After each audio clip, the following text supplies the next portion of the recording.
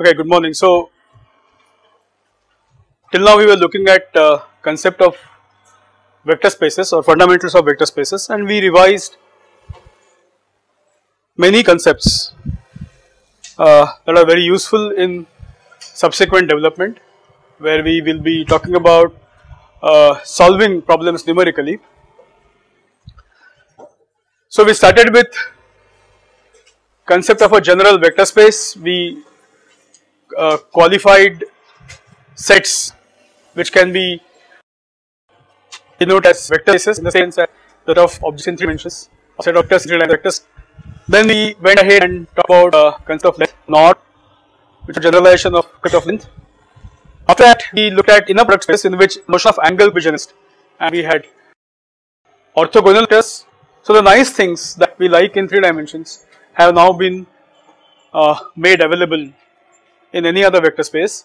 You have orthogonality, you have orthogonal functions, you have orthogonal sets, you have orthogonal polynomials, and now we are poised to start using them to solve problems numerically. Well, what kind of problems? In my first lecture I talked about a classification of problems, and also on the Moodle web page I have uploaded one module 0, which talks about different problems in chemical engineering. Now all of you are postgraduate students, so I have not really talked about those problems on the board. We will be meeting problems as we go along through assignments or even through when we do some developments. So physical problems you already know, where you get partial differential equations, where you get set of algebraic equations, nonlinear algebraic equations, ordinary differential equations, and so on. So these things I am assuming that you already know to some extent. That is the motivation from the physics or chemical engineering point of view. Where do these problems arise? My motivation or my now next aim is to look at problem transformations. So first of all, what I am going to do is, using the language of vector spaces that we developed till now, I am going to represent different equations that you are familiar with or that we are going to solve as a part of this course. And then I am going to show you that actually we cannot solve them in most of the cases exactly, analytically. We have to construct numerical solutions, but these numerical solutions are not in the same space as that of the original problem. So the spaces associated with the original problem and the spaces associated with the solutions are different. So intrinsically we are finding an approximation to the truth, and you should be aware of this reality. So my second module, which will almost be about 12 to 14 lectures, will be devoted to problem discretization.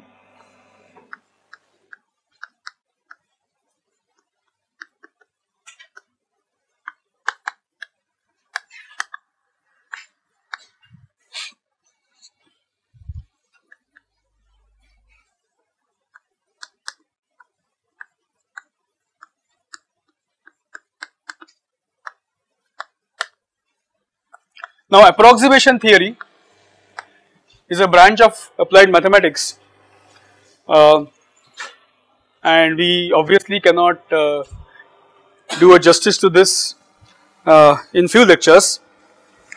We are just going to see only some part of it, not everything, whatever is relevant to this course. But between the problem which you have defined from physics, your real world problem, and the solution stands this approximation theory. We cannot, in most of the cases, we cannot solve the problems analytically. We have to resort to some kind of numerical approximation. And so what is involved, what is conceptually happening when you go from the original problem to the transform problem? First of all, can we represent all these problems? Now that we have defined this new concept of space, can I generalize my idea of, how a problem is in general defined in applied mathematics? Can I say that all these problems are in some sense the same problems? Can I classify these problems? What kind of problems that can arise in applied mathematics or in numerical analysis for solving engineering problems? So let's look at this classification, and then so we will get an overview, bird's eye view, and then we will start looking at specific solutions. So everything that we developed till now, you will start seeing its applications as we go along in next 10 to 14 lectures. Okay, so first of all you should know that you have an original problem here.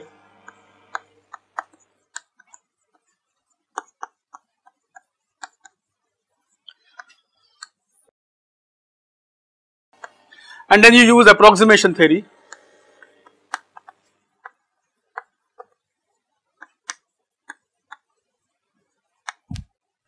And then you get a transform problem.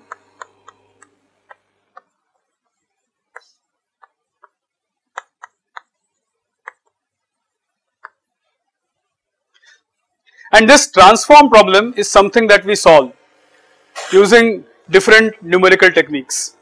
Okay, so we apply different numerical techniques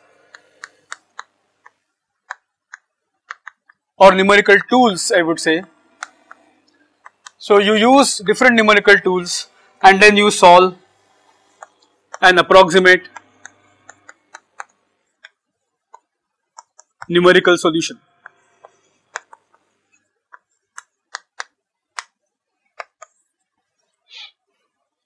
So this is very important.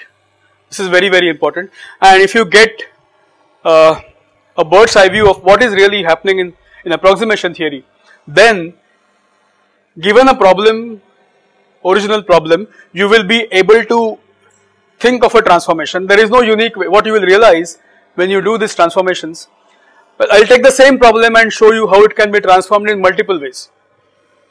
Okay, I will start with a boundary value problem. I will show you that there is transformation A, transformation B, finite difference method, orthogonal collocation method.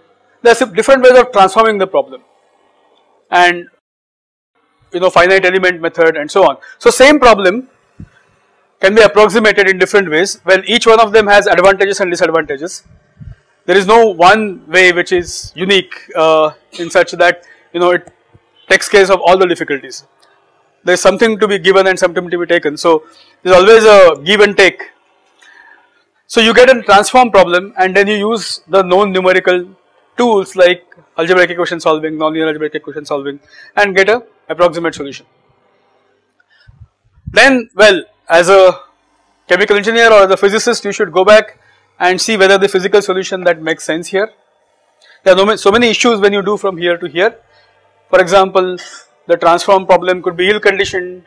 The solution that you get may not be a good solution because of ill conditioning problems and so on. So just because I have a very good computer and I have a good powerful program with me to solve it, doesn't mean that my solution which I get is finally correct. There could be problems on the way. It could be problems here, there could be problems here. Okay. So again, for some time you will see generic things and then we will start getting into specifics. Now my first task is to define a transformation. So what is a transformation? Transformation is any operation or any rule that takes an element from a space X and transform it into an element in space Y. Okay. So I have here two vector spaces. I have a vector space X are vector spaces. X and Y are vector spaces. M is some subset of X. Well, I am still writing generic things, but as we go along, all these ideas will fall in place, will become clear. What it means in concrete terms, in terms of. So transformation is a rule that associates with every X that belongs to M an element Y which is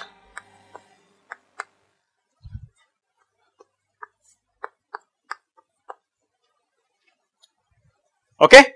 I have not written the words, but the bare definition if I am given two vector spaces x and y and I take a subset M belonging to x, okay, and then if I pick any element x, if I pick up any element x, then a transformation is a rule that gives me element y from space y, okay, it gives me an element from space y. Before I move on to give you examples of such transformations, well, you are aware of some transformations, and then I will show you that everything that we need to solve as a part of this course actually can be put into this generic framework, okay. Before I move on, I am going to define two concepts. One is a linear transformation, okay. One concept is a linear transformation.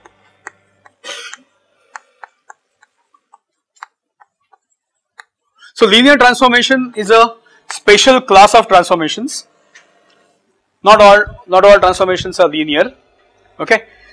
Linear transformations, if I give you x and y that belong to set M, we are still talking about the same set M, subset of x and so on, and we have defined this transformation, okay. And if I pick up any two scalars, alpha, beta, say belong to set of real numbers or the field on which you are working with, let's for the time being take real numbers, okay. So if I can write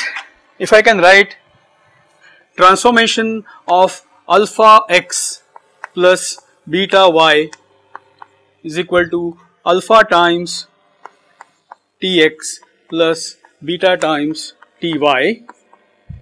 If I can do this,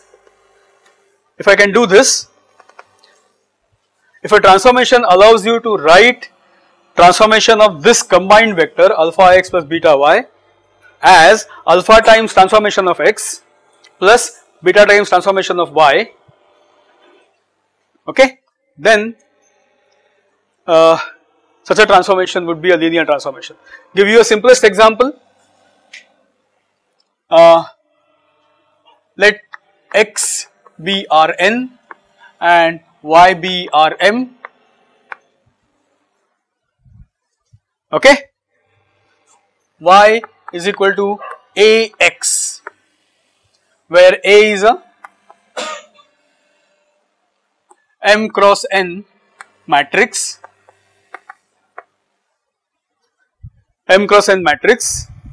Is this a linear transformation? Just apply the definition. I take A times alpha x, so let me take two vectors, say v1, v and u that belong to x.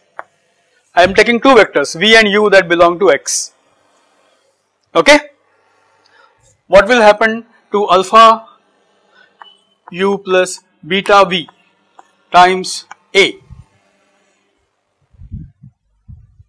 I am constructing a new vector alpha u plus beta v.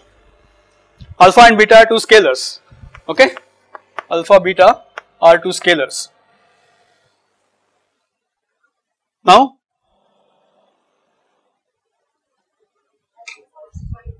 this is equal to alpha times Ax plus beta times Au plus beta times A v, right, AV. Is this a linear transformation? Just apply these definitions. T, see this is a transformation, y is obtained when A operates on, so what is the operator here? T, transformation is A operates on x, give any element x, A will operate on it and give you an element in, it will take an element from n dimensional space, will give you an m dimensional vector, okay. So this is a linear transformation, this is a linear transformation, right. Now tell me whether this is a linear transformation. The next one, well, my x is still Rn, my y is or M. Okay, I am defining a transformation y is equal to ax plus b, where b is a vector, is a constant vector.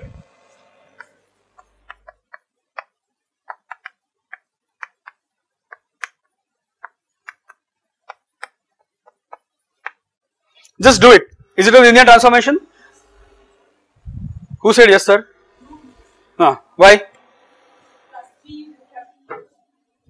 Plus b?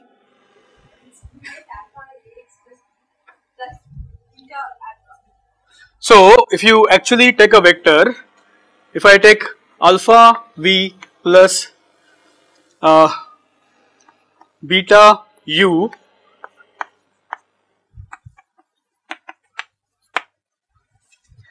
I would write when I am operating on this vector, I would write like this, isn't it?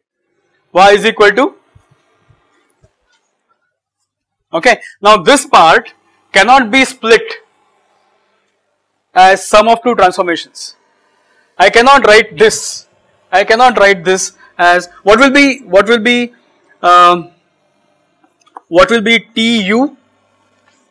tu y is equal to transformation of u, or y is equal to transformation of u will be au plus b. Okay, what will be transformation of v? Av plus b.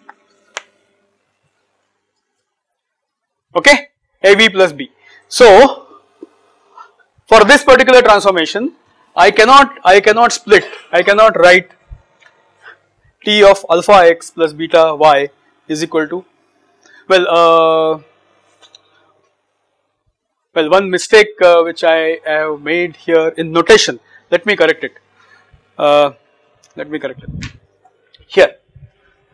Well, let us not take this x and y, let us test this u and v, otherwise you will get confused between this y and y here.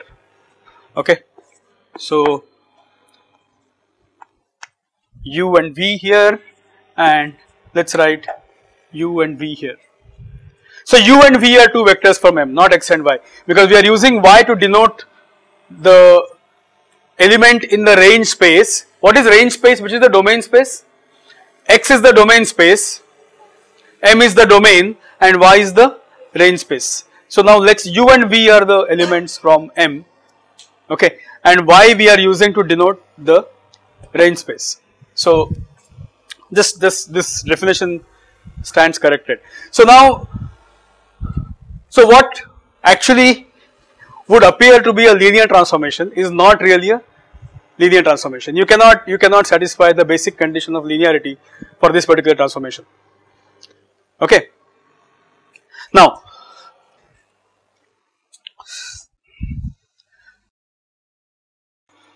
everything that is not a linear transformation, any transformation that is not a linear transformation is a non-linear transformation. The simple definition.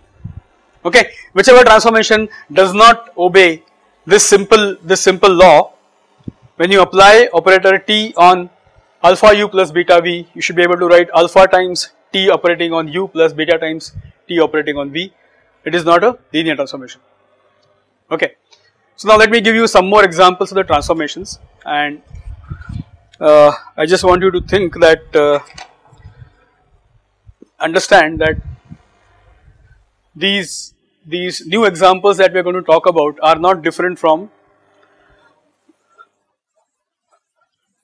So which is the equation which is probably most familiar to you? The most familiar equation that you have from your undergraduate or right from your 12th standard, 11th standard is this, or maybe now it is introduced in 9th and 10th standard, right? Solving linear algebraic equations. So, well, after some time you realize that it is nothing but a matrix equation. So you are taught about a matrix. So what is a matrix? Matrix is an operator operating on X, giving you an element Y in the range space. What I want to show you is that after we have generalized the concepts of vector spaces, almost every problem that we encounter in engineering can be viewed in the same manner, it is not different. Okay, it's an operator operating on a vector, giving you another vector in the product space, in the range space. Okay, so now let me move to the second example. Maybe say third example. So one example I give you was ax plus b. So my third example here is so my x here is C1 set of continuously differentiable functions on interval AB, set of once differentiable functions, on interval A and B. So independent variable t belongs to AB. So yt is equal to d by dt of xt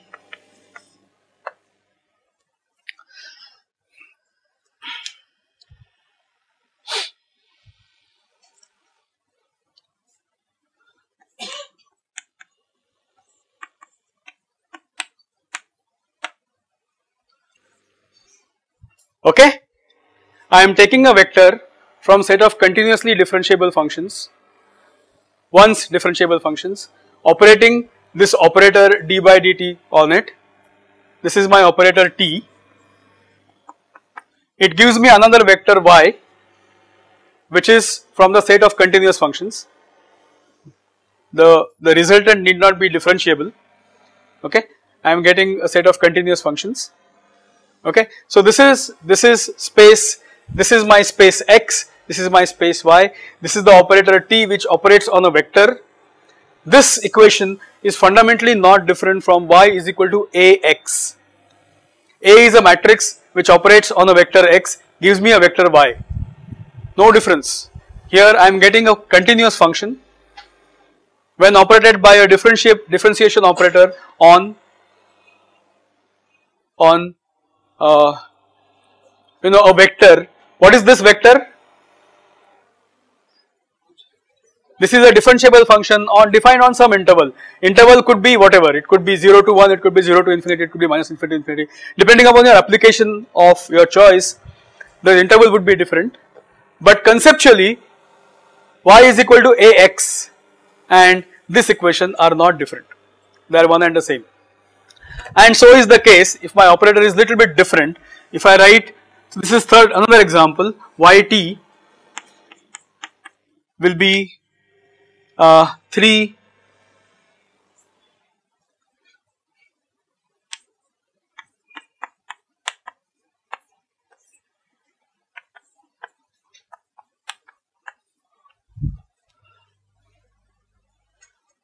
this is another operation, this is another operator t, 3 times d by dt plus 5. So actually you will get 3 dx by dt plus 15x. This is an operator operating on this vector, giving me another vector.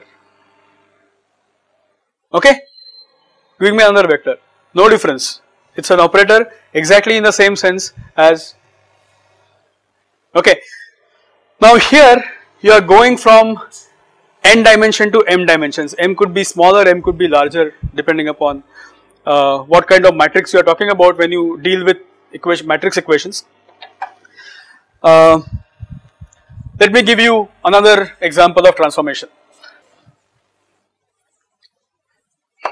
In fact, when you start understanding this language of vector spaces, very powerful language developed in the beginning of 20th century or end of 19th century. Everything falls logically into the place. You can see we'll start seeing one unified structure in all the mathematics, applied mathematics that you have been studying. Okay, now let me look at this next example. My x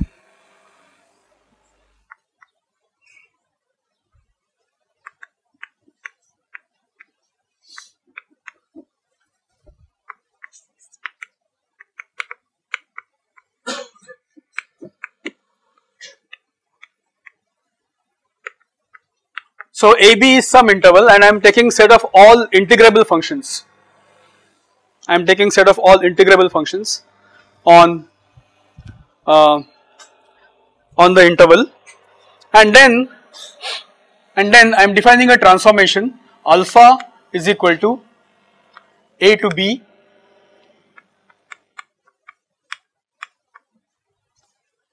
What is this? You are familiar with this definite integral, area under the curve. So what is the range space?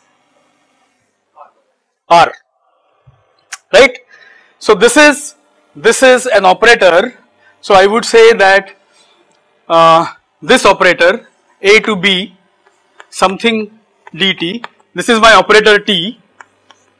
This is my operator t. It takes a vector from the space and maps it onto R. Okay. So it is a function from let's call this whatever this x which is defined here. Okay, x to R. This operator t operates on this vector. Okay, gives me one number. Gives me a one scalar number. Okay. So this is from, see, just like in this case, you can have an operator A which is from higher dimensions to lower dimensions. Okay, you can have operator A which is only where y is a scalar. You can have that, right? You can have an operator which will give you as a scalar value R in R. Okay, so likewise, this is an operator which takes a function from this infinite dimensional vector space and gives you a scalar value in R. It's a transformation. It's a transformation. Is it a linear transformation? So what will happen if I do A ft plus B gt?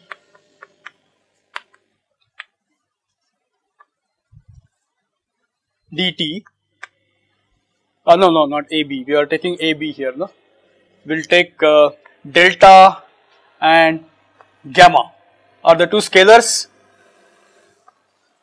and this goes from A to B. So I can write this as delta times AB ft dt plus gamma times integral over AB gt dt.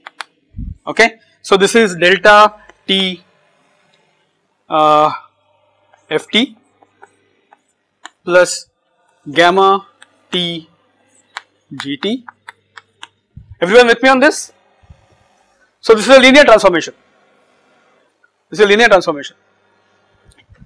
I can write this as a linear combination of two vectors in the product or in the range space. In the range space, okay. This solution plus this solution, they linearly add up. So linear transformation. In the same sense, this is a linear transformation. In the same sense, this is a linear transformation. Try to understand this. Okay. No difference between what you have done here and what you have done here. All these are linear transformations. So if linear transformations have some nice properties, they not only hold for finite dimensional vector spaces, you can translate them into any other vector space. That is the power of using the vector space approach. Okay, so far so good. Let us move on to the problems that we encounter more frequently. One is boundary value problem. Can I represent it in the new language of spaces? Can I view it as a transformation from a vector space to another vector space? How will I represent this? To do a little bit more work, we have to go back to the definition of product spaces, but still you can do it. You can show it's a transformation from one particular type of one domain space to another range space. Okay. So this particular Ax equal to B, Y is equal to Ax, I am not going to wipe it out, I am going to just leave it. So this is the reference, we know this very well, and I just want to map everything to this particular.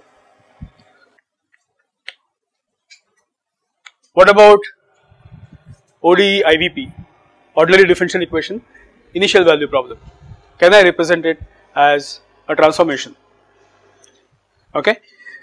Well, my ODE IVP is given by say dx by dt is equal to f of xt t, where f is some, this kind of equations we encounter say solving a batch reactor problem or batch distillation problem. So you will have equations which are of this type, dx by dt is equal to f of xt, where x are states and then t would come because you are giving some input policy like cooling policy or heating policy and so on. So this function of t will appear. So this kind of equations we very frequently have to use. Let's look at right now one dimensional equation. So one dimensional means there is only one state. Let's not complicate the life by getting into n differential equations in n unknowns, which will be anyway hitting into later, but right now for representation purpose let's look at so what should x belong to? The solution x, where should it belong to? C1. She says C1. Do you agree? What is C1? Set of one's differentiable functions. So the solution x should belong to the set of one's differentiable functions. Is it clear? It has to, otherwise you know the equation is not defined. Okay. So my solution x, so my y should be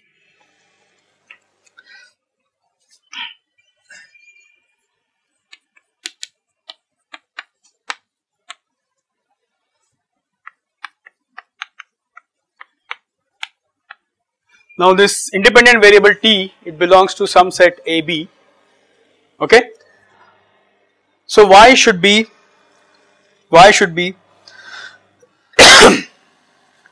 but this problem, it comes up, we are normally asked to solve this problem for some initial condition at xa, right?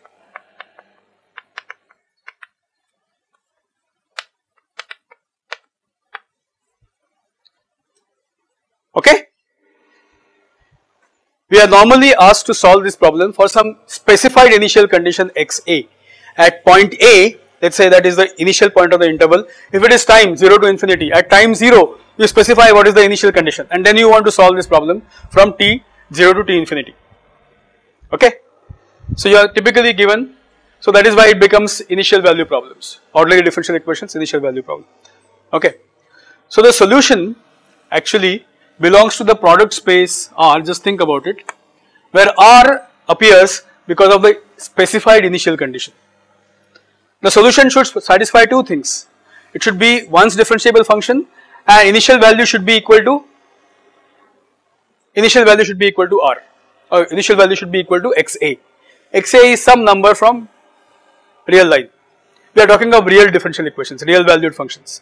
We are not getting into complex, okay, real valued functions. So the first value, initial value, is a real number, okay. So the range space is nothing but set of one's differentiable functions, the product space formed by this and R. R comes from here, okay. And what about X?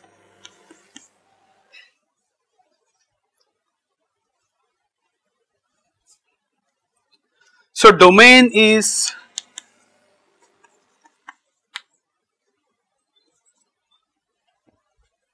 well, I must check out here whether this whether Y also has to be once differentiable. Yeah, I think the description is correct. So my X is set of one's differentiable functions. My Y is a set which is one's differentiable and cross R. So this is a map. This is a map from. So this transformation. So what is this transformation? How will I represent this? So I would represent this as d by dt minus f operating on xt, operating on xt. See, this xt operates dx by dt, f operates on x, you will get f of xt. Okay, f is the operator which operates on vector x. Okay, and what should be the right hand side? Right hand side should be 0 vector and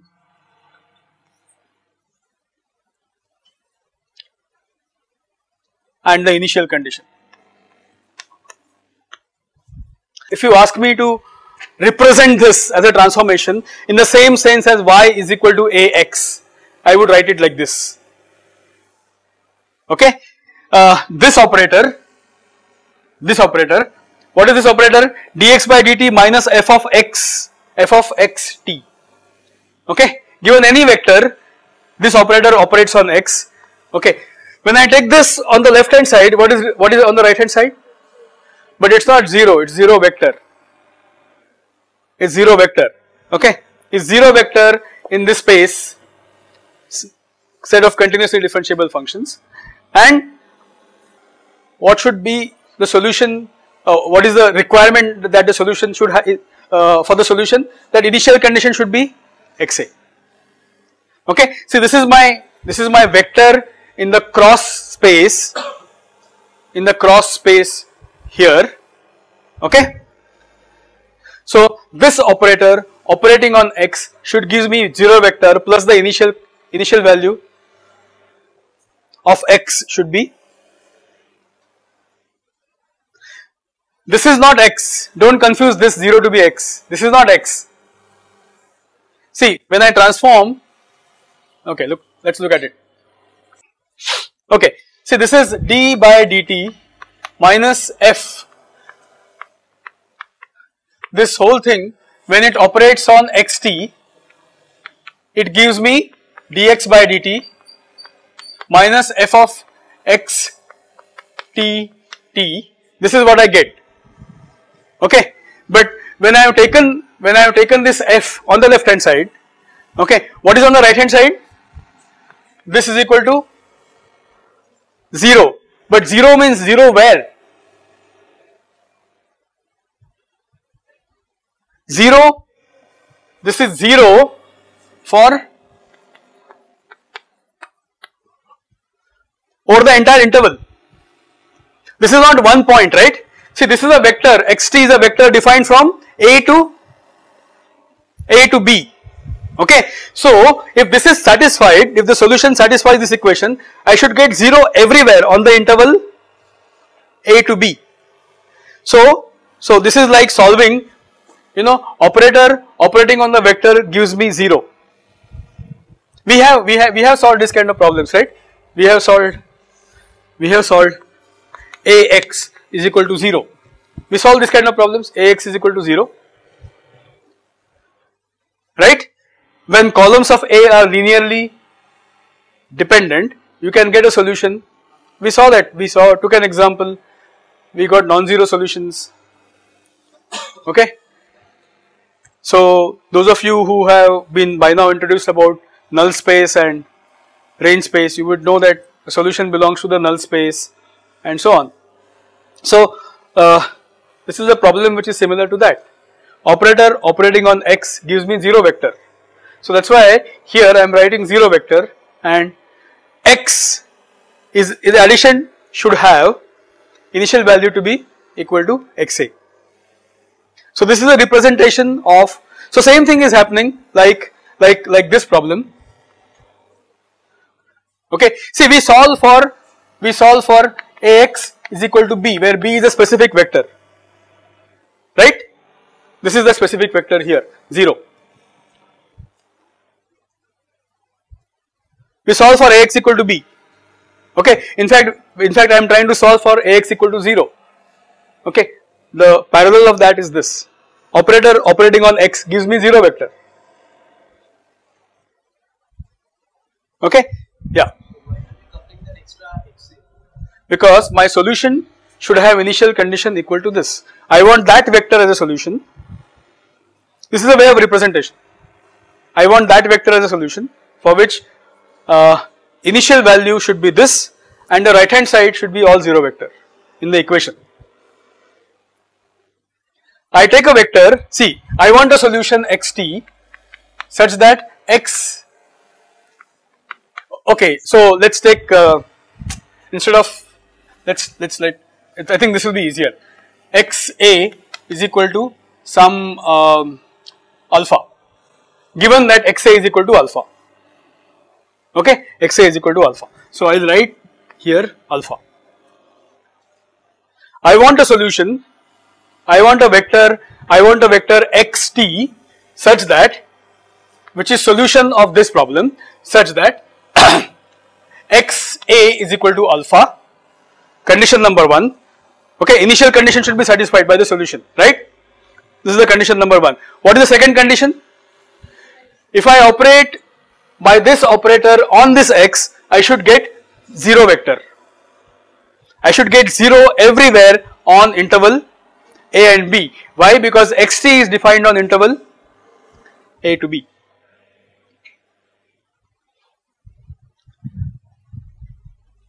Okay? This is a representation of the problem that, let's move on to boundary value problem. Okay. Just think about it, it may not sink because we are suddenly you are being asked to change the gear from 3 dimensions to some infinite dimensional spaces and operators from any space to any space. It may take some time to sink. Think about this, okay? Think about what I am saying. Now consider boundary value problem.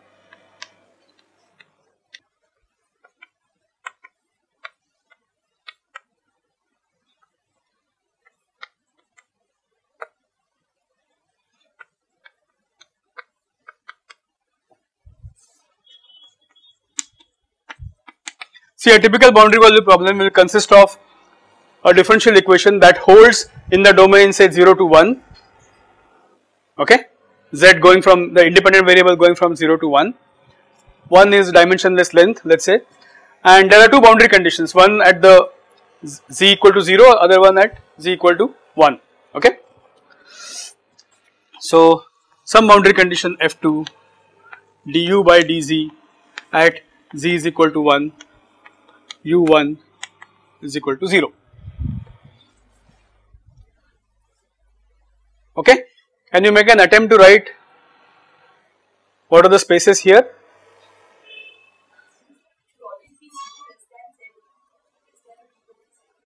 So this operator operating on u should give you 0, not at one value. Where it should give you 0? Everywhere between 0 to 1, excluding the 2 boundary points. Excluding the 2 boundary points. Okay. Now 2 boundary points, you can actually specify. Okay, this instead of giving it this 0, we'll put this as alpha 0 and alpha 1. So I could specify some conditions here, boundary conditions, that some derivative plus some operator operating on this derivative, first derivative and u0 gives me alpha 0 and this gives me alpha 1. So these are these 2 conditions, okay. So what is the underlying domain here? Twice differentiable function on 0 to 1, interval is 0 to 1, okay. So my domain space here is C2 0 to 1 and my range space here is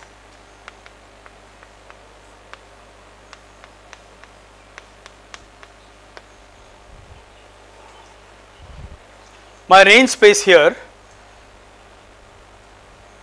Why is this R and R coming? 2 boundary conditions. The solution should satisfy this boundary condition at initial point, this boundary condition at z equal to 1, okay. And this is a map. So what is the map? So what is my transformation? Now my T corresponds to d2 by dz square plus A times plus B, 1 minute.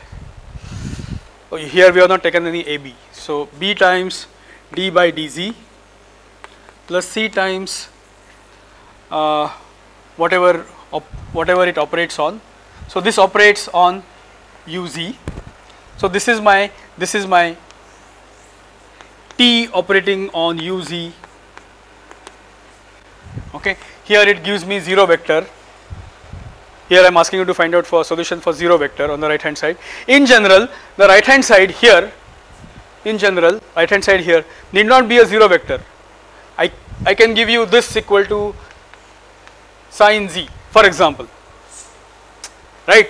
So then it will be, you know, this operator T operating on uz giving me sin z. Whether the solution exists or not is a different story, but I can ask you to do this. Okay, and now this is same as y is equal to, or ax is equal to b. Conceptually no difference between ax equal to b and, you know, this operator operating on this vector giving me another vector which is sin z. Okay, I am trying to solve for ax equal to b. Okay, no difference, the same thing. So once you have this unified view of vector spaces, you can start looking at all these problems as actually the same problem. Okay, so now can I say can I state a generic problem in applied mathematics, that, or in other saying applied mathematics, applied engineering mathematics? Well, I will do a generalization here and say that any problem. So likewise here in my notes I have also talked about how to look at a partial differential equation as a transformation from a particular space to another space, domain space to range space. You can go through the example here. Okay, so what is the problem that we have to solve as a part of applied engineering mathematics? We are given some domain, some subset M, which is subset of X, and Y is range space. Okay, Y is range space, and then what am I supposed to do? I am supposed to find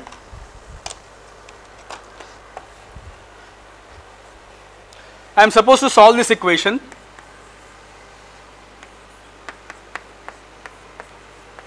y is equal to transformation of x, okay, such that y belongs to y and x belongs to x, x belongs to M, which is subset of x.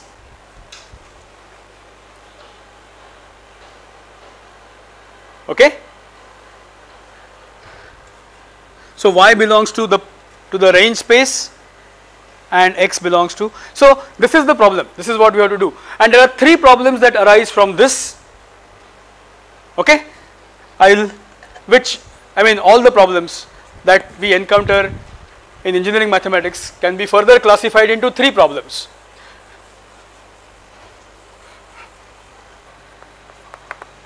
Direct problem. In direct problem, operator T is given, X is given. You want to find out Y. Okay, given T and X,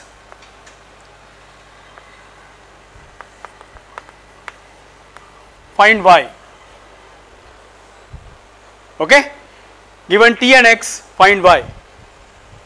Example, definite integrals.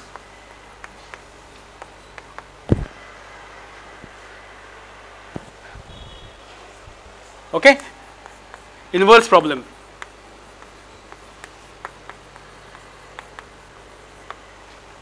What will be inverse problem? Just think aloud. Y is given, T is given, you don't know X. Usual problem, Ax equal to B. B is given, A is given, X is not given to you. Okay, a differential operator is given, right hand side is given. What is the vector that gives you the right hand side? Okay. Okay. And the third problem, what can you think of the third problem? Third classification? Find the transformation. Given X, yeah, example, fitting correlations, finding out rate equation for in reaction engineering. You are given some measurements, you know, you want to find out the model parameters. Okay. So the third problem is identification problem. Well, we'll deal little bit more about this in our next lecture. So there are three essential problems that or three essential classes of problems that we encounter in engineering mathematics, out of which I am not going to be so much worried about the direct problems. They are relatively easy to solve. What are difficult to solve are inverse problems, okay, solutions, the so-called solutions of algebraic equations, nonlinear algebraic equations, boundary value problems, partial differential equations, all these will fall into the inverse problems. We are given a vector in the range space, we are given the operator, we want to find out a vector in the domain space which satisfies this particular equation. Okay. And the third problem, which we are going to look at little more elaborately, that is identification problem, that is given y and x, we want to find out the operator t. Okay. Given the observed data, input given to a plant and output given to a plant, I want to find out the transfer function. In process control, if you remember, you are finding out the transfer function. Finding out the transfer function is nothing but finding out a differential equation that governs the input and output behavior. Okay, is the problem of identification. Okay, so these two classes, I'll once again briefly go over these classes, classification in my next class, and then now we will start, you know, dealing with the last two classes, that is inverse problem and identification problem. So how is approximation theory going to be used here? That's what we start from the next class.